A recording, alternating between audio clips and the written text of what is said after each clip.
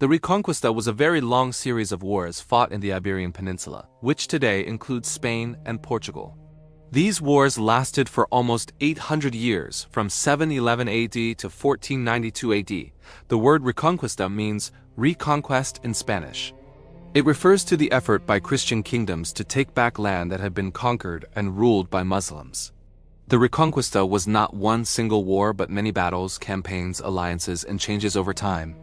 Religion, politics, culture, and power all played important roles.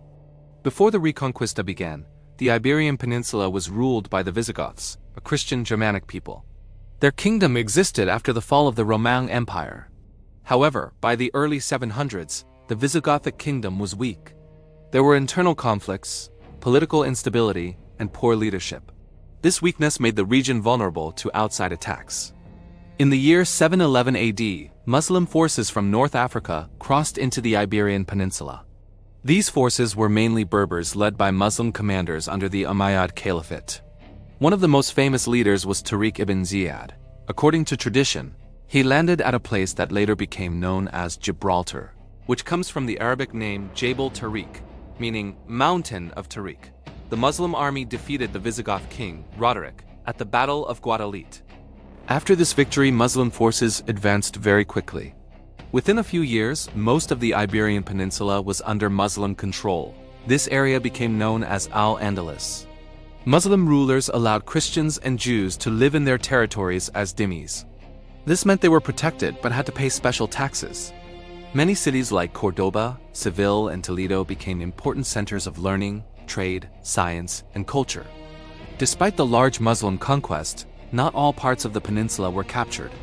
In the northern mountainous regions, especially in Asturias, small Christian groups survived. One of the earliest Christian victories came in 722 AD at the Battle of Covadonga. A nobleman named Toledo led a small Christian force against Muslim troops and won. Though it was a minor battle, it became very important symbolically. Christians later viewed it as the beginning of the Reconquista. After Covadonga, a small Christian kingdom called the Kingdom of Asturias began to form. Over time, this kingdom expanded and became stronger. It later developed into other kingdoms such as Leon, Castile, Navarre, Aragon, and eventually Portugal. These kingdoms did not always fight together. Often, they fought each other as much as they fought Muslims. For many centuries, the Reconquista moved very slowly.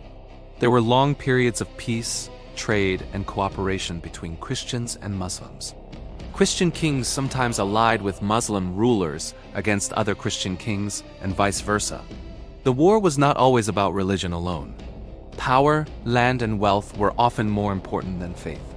During the height of Muslim rule, Al-Andalus was one of the most advanced regions in Europe. Cities like Cordoba had libraries, universities, hospitals, paved streets, and public lighting. Muslim scholars preserved ancient Greek and Roman knowledge and made new advances in medicine, mathematics, astronomy, and philosophy. Christians and Jews also contributed to this culture. By the 10th century, the Caliphate of Cordoba became extremely powerful under rulers like Abd al-Rahman III. Christian kingdoms in the north were weak during this period. However, internal problems later weakened Muslim unity. After the year 1000 AD, the Caliphate collapsed into many small Muslim states called taifas. The taifas were often rivals and fought each other. This division made them vulnerable. Christian kingdoms took advantage of this weakness by demanding tributes called pariahs. Some Muslim rulers paid Christian kings to protect them from other Muslim enemies. This greatly increased Christian wealth and military strength. As Christian kingdoms became stronger, they began expanding southward. One major turning point came in 1085 when King Alfonso VI of Castile captured the city of Toledo.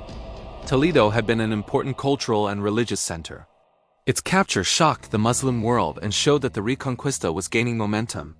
In response, Muslim rulers called for help from North Africa. Two powerful Muslim dynasties, the Almoravids and later the Almohads, invaded the Iberian Peninsula.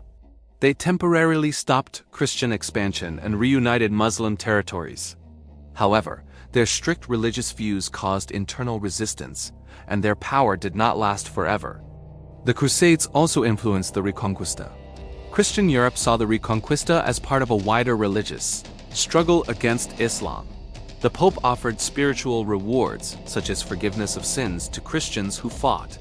This encouraged knights from other parts of Europe to join the battles in Spain. Another major turning point came in 1212, at the Battle of Las Navas de Tolosa. A coalition of Christian armies from Castile, Aragon, and Navarre defeated the Almohad forces. This battle broke Muslim military power in the peninsula and marked the beginning of a rapid Christian advance. After this victory, Christian kingdoms captured large territories. Cordoba fell in 1236, Valencia in 1238, and Seville in 1248. By the mid-13th century, Muslims controlled only one small state in the south, the Emirate of Granada. Granada survived by paying tribute to Castile and through strong defenses. The Reconquista slowed again during the late Middle Ages. Christian kingdoms faced internal problems such as civil wars, economic struggles, and disputes among nobles. Granada continued to exist for over 200 years, becoming a center of Muslim culture and art, famous for the Alhambra Palace. Meanwhile, two powerful Christian kingdoms emerged, Castile and Aragon. In 1469, King Ferdinand of Aragon married Queen Isabella of Castile. This marriage united their kingdoms and created the foundation of modern Spain. Ferdinand and Isabella are known as the Catholic monarchs. The Catholic monarchs were determined to complete the Reconquista. They strengthened the army, reduced the power of nobles, and gained strong support from the church. In 1482, they began a final war against Granada. The conflict lasted 10 years and included many sieges and battles.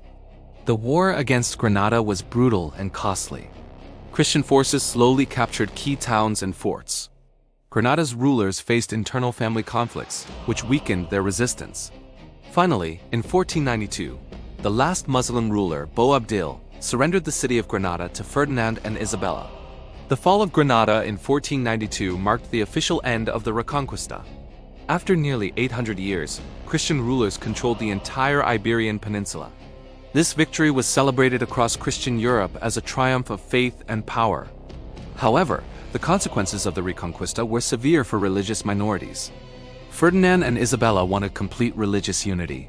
In 1492, they ordered the expulsion of Jews who refused to convert to Christianity. Later, Muslims were also forced to convert or leave. Many who converted, known as Moriscos, were still persecuted and eventually expelled in the early 1600s. The Reconquista deeply shaped Spanish and Portuguese society.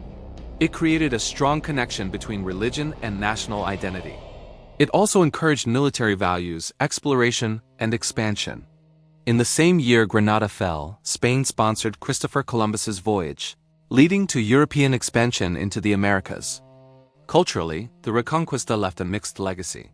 It ended centuries of coexistence between Muslims, Christians, and Jews, but it also led to the loss of great centers of learning.